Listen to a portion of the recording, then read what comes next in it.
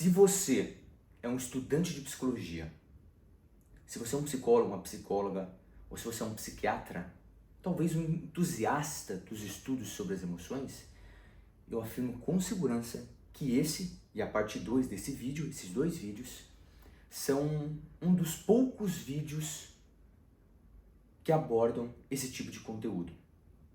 Você pode até deixar no comentário, Matheus, eu encontrei um conteúdo similar. Pode deixar, que eu quero assistir esse vídeo. Porque dentro da literatura, aqui no Brasil, pouquíssimo se fala dos pontos que eu abordarei aqui. Até nos livros, na graduação de psicologia, eu tenho alguns livros, nós não encontramos essas citações.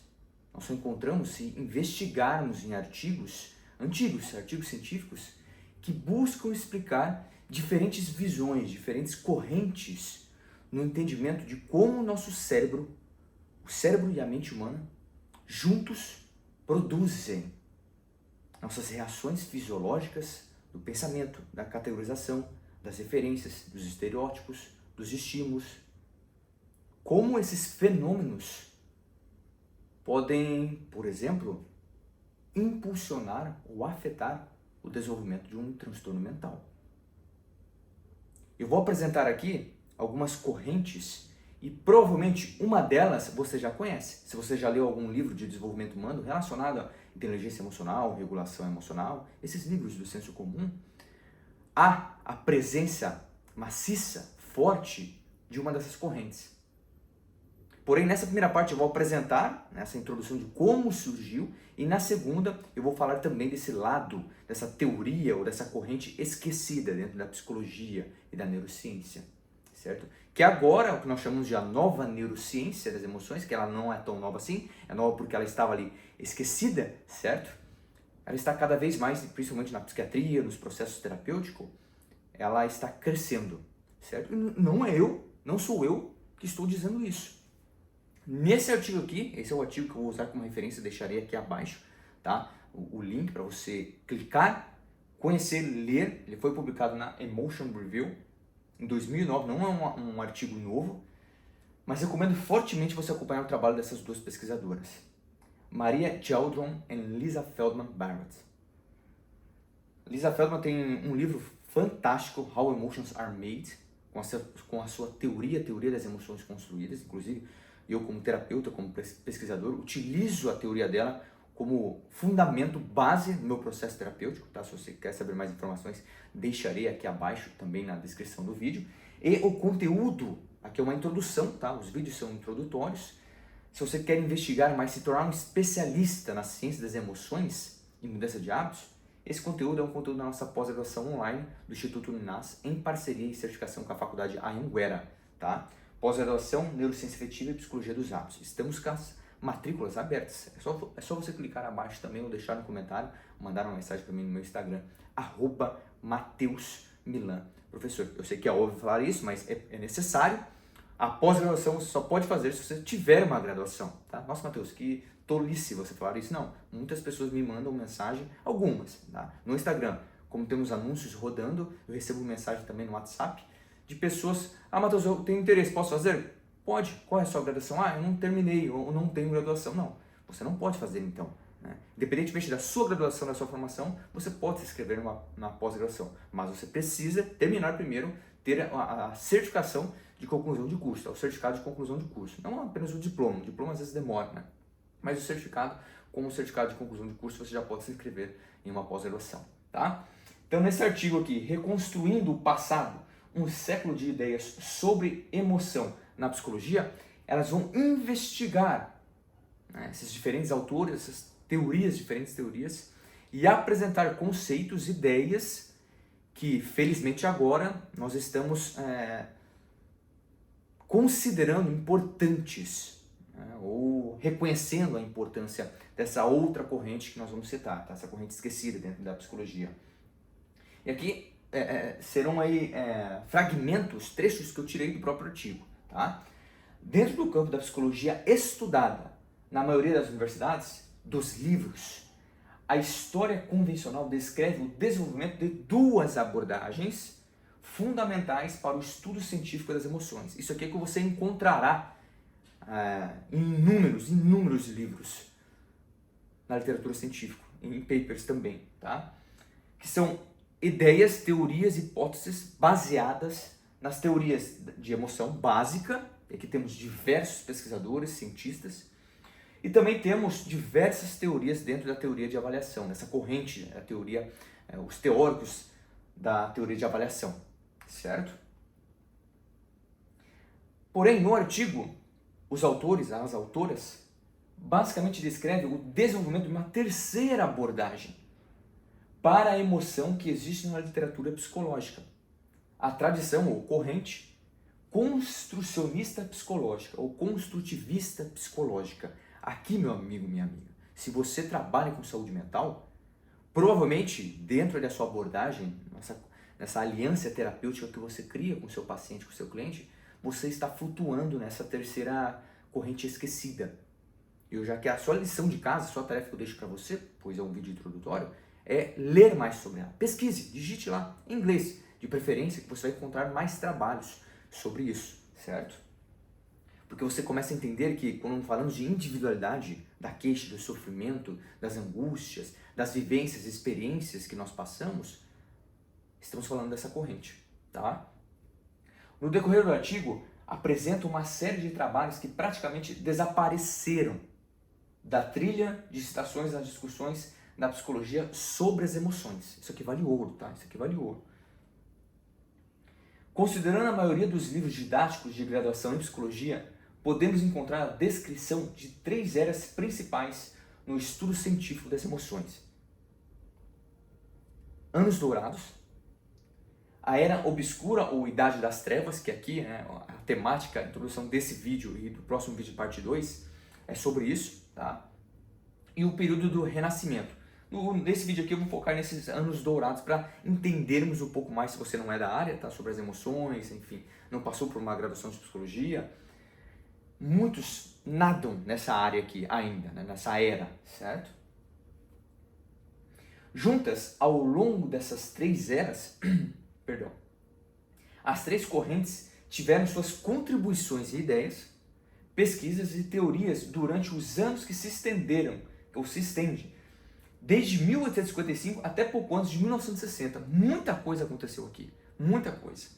E as autoras, elas descrevem, elas dividem aí para ficar, né, didaticamente mais compreensível, né? Destacando essa era obscura. Citando brevemente aqui os anos dourados, de 1855 a 1899, que é o ano mais citado, conhecido, entre outros autores que buscam suas referências aqui. Começando por Charles Darwin. Contexto geral de introdução do artigo. Primeiro, tivemos os anos dourados da pesquisa sobre emoções, marcados pela publicação de Darwin em 1872, The Expression of the Emotions in Men and Animals. Emoções, basicamente, estou fazendo uma introdução.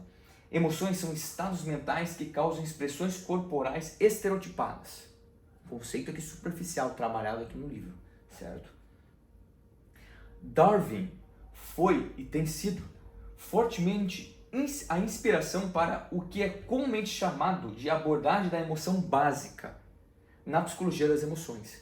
Que a partir disso, certo? Outros teóricos, pesquisadores, cientistas, comportamentais, neurocientistas, biólogos, filósofos, fundamentaram suas ideias a partir dessas ideias de Darwin, certo? Porém, o livro de Darwin foi seguido pela crítica de William James em 1884, em What is an Emotion? A atividade corporal produz emoção, não ao contrário. James vai trabalhar essa ideia. Claro que bebendo ali da fonte dos conhecimentos de Darwin. Porém, esse carinha aqui, Cannon, né?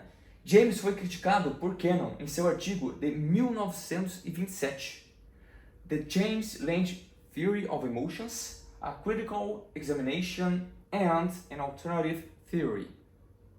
Segundo ele, o corpo não pode causar emoção porque as mudanças viscerais são muito lentas e ambíguas para serem sentidas. E as mesmas mudanças viscerais ocorrem em estados emocionais e não emocionais, opa, aqui a coisa começa a ficar também interessante. Porque vocês perceberão, quando eu apresentar aqui as 3 correntes, os principais e teóricos em cada uma delas, que uma está interligada na outra. Nenhuma ideia surgiu do nada, certo? Mas foi modificada, adaptada pela percepção aqui do autor, do cientista, do teórico. Quem está errado, quem está certo? Na verdade, sendo sincero, não sei, são diferentes contextos, diferentes visões, em que cada um dos teóricos vão puxar ali para o lado dele a corrente específica que eu vou apresentar aqui e apresentar a ideia dele.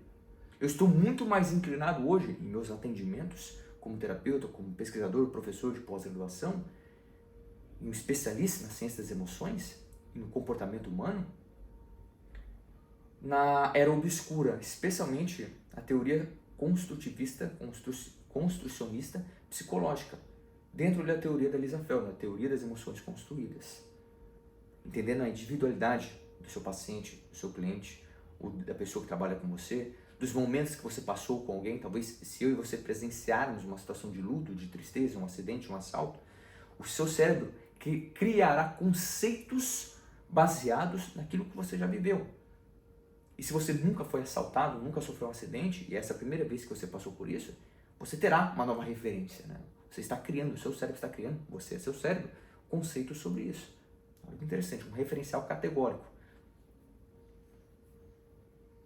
Aí entramos dentro da Idade das Trevas, de 1900 a 1959. Aqui nesse vídeo, então, eu dei uma introdução sobre esses anos dourados, que servirão aqui, esses autores, esses teóricos, como personagens de referência para outros teóricos mais modernos, contemporâneos, certo?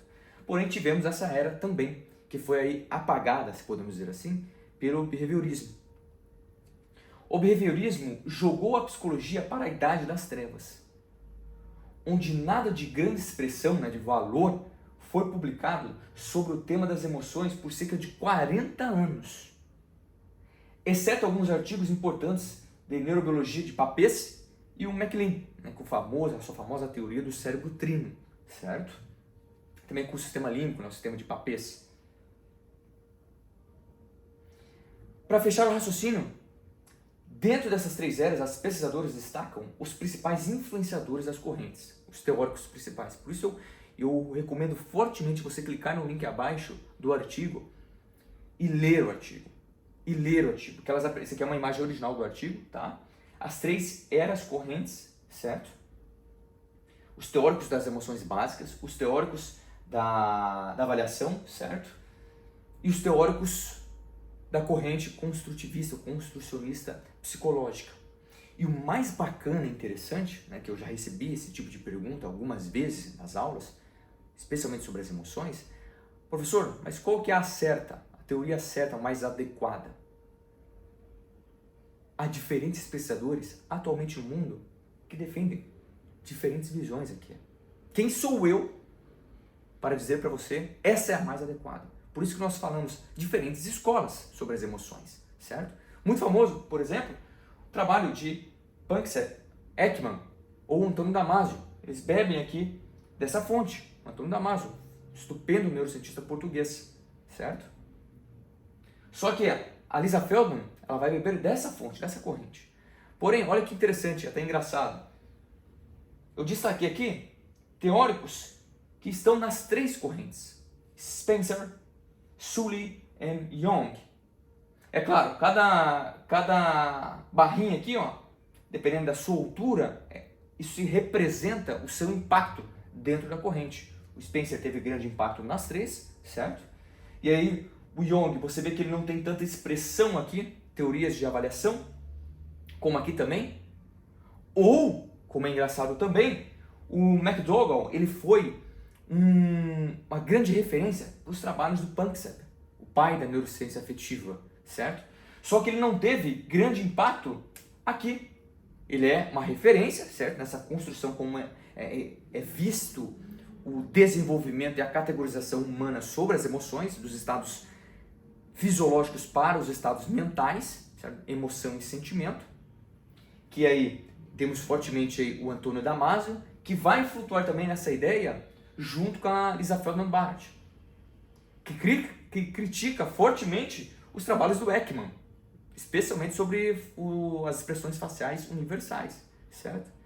O outro detalhe, se você é dentro aí, se você é um aluno, um pesquisador, mestrado e doutorado sobre as emoções, a própria Barrett destaca que um erro comum de se encontrar é colocar o Schechter e Singer com sua teoria aqui nos teóricos de avaliação. E não. Elas apresentam que eles estão mais presentes, não exclusivamente, mas presentes dentro da teoria construtivista psicológica. E isso você não encontrará nos famosos livros da psicologia. Porque eles só, muitas vezes, não são todos, mas muitas vezes só replicam um certo tipo de conhecimento que leram num livro anterior. Legal? Então, deixo aqui de novo um convite. Se você quer se tornar um especialista na ciência das emoções e mudança de hábitos, ter esse conteúdo exclusivo, isso é um fragmento do conteúdo compartilhado na nossa pós-graduação 100% online e com aulas também ao vivo comigo, professor, coordenador, tutor do curso. Legal? Deixa um comentário, alguma crítica, sugestão, se você já sabia disso. Ah, mas eu já sabia, eu queria investigar mais ainda. Você está no lugar certo. Se inscreva no canal, ative o sininho para receber as notificações dos próximos vídeos e mande para mim, por gentileza, uma mensagem no Instagram, @mateus_professor, sobre a sua opinião, o que você achou desse vídeo, tá bom? Muito obrigado, tchau, espero você na parte 2.